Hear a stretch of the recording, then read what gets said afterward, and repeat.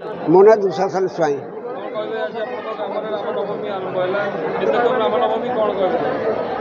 ଦୀପଦ କହିବି ସେଇ ପ୍ରଭୁ ଶ୍ରୀରାମଙ୍କ ଚରଣରେ, ପ୍ରଭୁ ଶ୍ରୀକୃଷ୍ଣଙ୍କ ଚରଣରେ, ପ୍ରଭୁ ଜଗନ୍ନାଥଙ୍କ ଚରଣରେ ଆଜି ଆମେ ଭକ୍ତି ପୁଷ୍ପାଞ୍ଜଳି ଅର୍ପଣ କରି ଆମର ଏଇ ଯେଉଁ 400 ପାଖାପାଖି ଯେଉଁ ବ୍ରତୀ ଭାଇମାନେ ଏମାନେ ସବୁ ଅଛନ୍ତି, ଏମାନଙ୍କର ସବୁ ନିବେଦନ ସେଇ ଠାକୁରମାନେ ସବୁ ଶୁଣୁଛନ୍ତି। ମୁଁ ଗୋଟେ କଥା କହିବାକୁ ଯାଉଛି, ଏଇଟା ଆଜିକି 53 ବର୍ଷ ପୂର୍ବର କଥା। ମୁଁ ସେତେବେଳେ ଥାଏ ଏ ଗାଁରେ ନାଚ ଶିଖାଉଥାଏ ଆମର ପିଲାମାନଙ୍କୁ। ଆମେ ରାମ ଜନ୍ମଠାରୁ ରାବଣ ବଧ ଲବକୁଶ ପର୍ଯ୍ୟନ୍ତ ସବୁ ଶେଷ ଗୋଟିଏ ଗୋଟିଏ ନାଟକ କରି ଆମେ ଆମର ପ୍ରତିବର୍ଷ ଏଇ ରାମନବମୀ ବ୍ରତକୁ ଉତ୍ସବଟିକୁ ଅତି ଆନନ୍ଦର ସହିତ ପାଳନ କରି ଆସୁଅଛୁ। ଗୋଟେ ବଡ଼ ଡର ଲାଗୁଛି ଗୋଟେ କଥା କହିବା ପାଇଁ ମୋତେ। ଆମେ ଏଇଠି 53, 54, 55 ବର୍ଷ ପୂର୍ବରେ ଏଇ ଯେଉଁ ମା ଅଛନ୍ତି ଏଠି କଳାପାଟି ଆଣି ଘୁଙ୍ଗୁର ଲଗେଇ ଗାଁ ପରିବେଷଣ କରୁଥିଲେ, ସବୁଆଡ଼େ ଯାଉଥିଲେ। ଆମେ ସେତେବେଳେ ଜାଣିଛୁ ଏଠି ଆମର ସ୍ୱର୍ଗତ ରାଜକିଶୋର ବେହେରା, ସିଏ ଆମର କଣ୍ଟ୍ରୋଲର ବୁଢ଼ାଗୁଙ୍କ ଠାରୁ, ଆମର ରଘୁନାଥ ବେହେରାଙ୍କ ଠାରୁ ନାଟକ ଗୁଡ଼ିକ ସବୁ ଗୀତିନାଟ୍ୟ ଗୁଡ଼ିକ ଆଣିଲେ।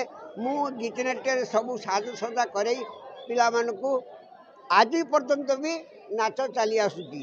ମାତ୍ର ଏ ବର୍ଷ ଆମେ ଗଲା ବର୍ଷ ଆମର ଗୋଟାଏ ଥିଲା ହେବା ପାଇଁ ସବୁ ବିଭିନ୍ନ ଗାଁରୁ ଲୋକ ନାଚବାଡ଼ି କରିବା ପାଇଁ।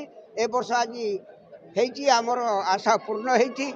ତେଣୁ ବହୁ କଷ୍ଟରେ ଏଇ ଅନୁଷ୍ଠାନଟି ଯେତେବେଳେ ଆରମ୍ଭ କରାଗଲା, ସେତେବେଳର କଷ୍ଟ କହିଲେ ନ ସରେ। ଯାହା ହେଉ ସରକାରୀ ଦାନ କିଛି ଅନୁଦାନ ପାଇଁ ଆମେ ଏଇ ଅନୁଷ୍ଠାନଟି ଏକାନ୍ତ ନିବେଦନ କରୁଛି।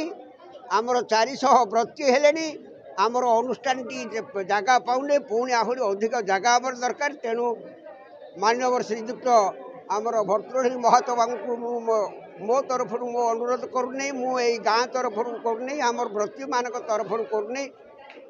ପ୍ରଭୁଙ୍କର କାର୍ଯ୍ୟରେ କେମିତି ଉପଯୁକ୍ତ ଭାବରେ ସମାପନ ହେବ ସେଥିପାଇଁ ବୋଲିକି ଆପଣମାନଙ୍କର ଦୃଷ୍ଟି ଆକର୍ଷଣ କରିବା ପାଇଁ ବୋଲିକି ମୁଁ ସେଇ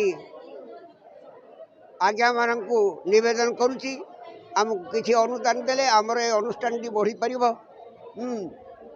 ତେଣୁ ମୁଁ ଆଉ ବହୁତ କିଛି କହିପାରୁନି, ଏତିକିରେ ମୁଁ ମୋର ବକ୍ତବ୍ୟ ଶ୍ରେଷ୍ଠ କରୁଛି।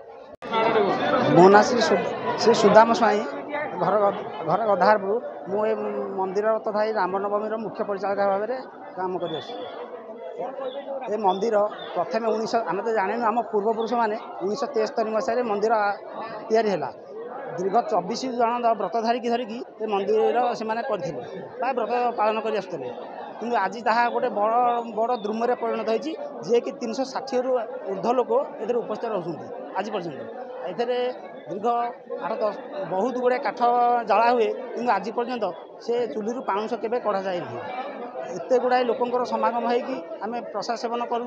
ସବୁ ବର୍ଷ ବିଭିନ୍ନ ଆଡ଼ୁ ବହୁତ ଲୋକ ଏଠିକି ସମାଗମ ହୁଅନ୍ତି।